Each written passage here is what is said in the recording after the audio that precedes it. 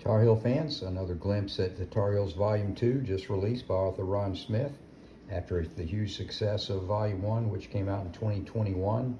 Volume 2 is out in plenty of time for this Christmas season. It's the best gift you could possibly get for a Tar Heel fan.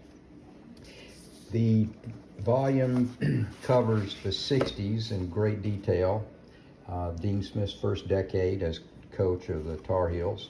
You'll see a ton of information on Dean Smith. We spoke about that in a previous video. But then all the great players that played in that decade that really helped launch North Carolina to the level that it has become, the excellence and success that we experience pretty much year after year. Larry Brown is featured in greater detail in this volume. He, of course, was recruited by McGuire, but continued playing on with Dean Smith. So he's covered the influence he had on the program, which included his mentorship with Charlie Scott later in the 60s.